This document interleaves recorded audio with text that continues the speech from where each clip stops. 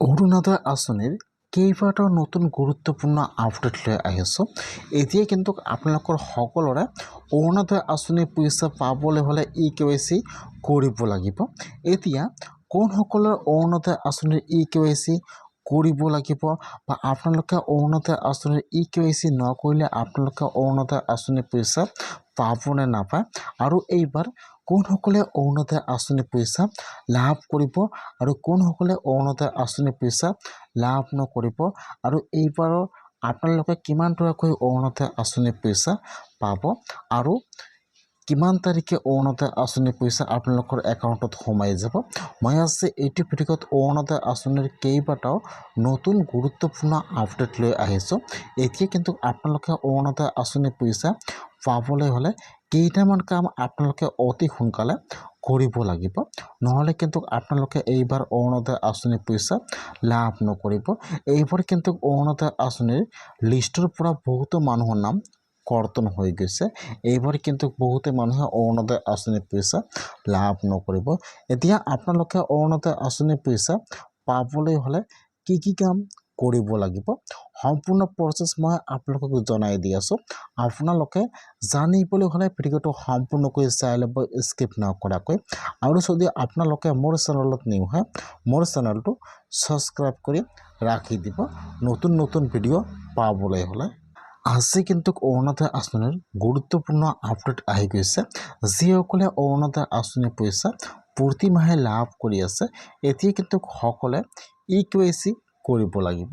এতিয়া আপোনালোকে EKYC কেনেকৈ কৰিব বা কিহৰ আপোনালোকে EKYC কৰিব লাগিব, আপোনালোকৰ যিটো বেংকৰ একাউণ্ট আছে, আপোনালোকৰ যিটো বেংকৰ একাউণ্টত অৰুণোদয় আঁচনিৰ পইচা প্ৰতি মাহে সোমায়, এতিয়া কিন্তু আপোনালোকে আপোনাৰ বেংকৰ একাউণ্টটো EKYC কৰিব লাগিব। যদি আপোনালোকৰ বেংকৰ একাউণ্টৰ EKYC কৰা আছে, তেনেহ'লে কিন্তু আপোনালোকে আৰু EKYC কৰিব নালাগে, যিহেতু বেংকৰ একাউণ্ট প্ৰতি 2 বছৰৰ মূৰে মূৰে কিন্তু EKYC কৰিব লাগে। যদি আপোনালোকৰ একাউণ্টটো পুৰণা আছে, তেনেহ'লে কিন্তু আপোনালোকে EKYC কৰি ল'ব, অথবা যদি আপোনালোকে নতুনকৈ একাউণ্ট বনাইছে বা আপোনালোকৰ আধাৰ কাৰ্ড লিংক আছে, তেনেহ'লে কিন্তু আপোনালোকে আৰু EKYC কৰিব নালাগে। যিসকলৰ একাউণ্টটো বন্ধ হৈ আছে, এতিয়া কিন্তু সেইসকলে EKYC কৰিব লাগিব। EKYC মানে যিটো আপোনালোকৰ বেংকৰ একাউণ্টত পইচা সোমায়, আপোনালোকৰ বেংকৰ একাউণ্টটো আপোনালোকে এবাৰ চেক কৰিব যে আপোনালোকৰ বেংকৰ একাউণ্টটো EKYC আছে নে নাই। যদি আপোনালোকৰ বেংকৰ একাউণ্টৰ EKYC আছে, তেনেহ'লে কিন্তু আপোনালোকে আৰু EKYC কৰিব নালাগে। আৰু যদি আপোনালোকৰ বেংকৰ একাউণ্টটো বন্ধ হৈ গৈছে বা EKYC, তেনেহ'লে আপোনালোকে EKYC কৰি ল'ব। এইটো হৈছে কিন্তু আপোনালোকৰ EKYC।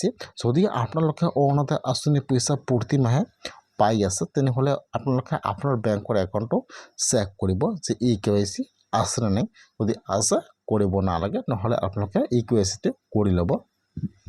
যিহেতু এইবাৰ অৰুণোদয় আঁচনিৰ ধন বৃদ্ধি কৰা হৈছে, এতিয়া কিন্তু আপোনালোকে অৰুণোদয় আঁচনিৰ পইচা প্ৰতি মাহে 3000কৈ লাভ কৰিব। যিহেতু এই মাহত অৰুণোদয় আঁচনিৰ পইচা সোমোৱাৰ কথা আছিল, এতিয়া কিন্তু আপোনালোকে অৰুণোদয় আঁচনিৰ পইচা আৰু এই মাহত নাপাব। এতিয়া কিন্তু আপোনালোকে আগষ্টৰ 10 তাৰিখে অৰুণোদয় আঁচনিৰ পইচা আপোনালোকে একেলগে আৰু 9000 টকা লাভ কৰিব। এতিয়া কিন্তু আপোনালোকক 3 মাহৰ অৰুণোদয় আঁচনিৰ ধন একেলগে দি দিব আগষ্ট মাহৰ 10 তাৰিখে। সেইকাৰণে যদি আপোনালোকে অৰুণোদয় আঁচনিৰ পইচা প্ৰতি মাহে পাই আছে, তেনেহ'লে কিন্তু আপোনালোকে আগষ্ট মাহৰ 10 তাৰিখে একেলগে অৰুণোদয় আঁচনিৰ পইচা 9000 টকা লাভ কৰিব। আজি অৰুণোদয় আঁচনিৰ ডাঙৰ আপডেট আহি গৈছে।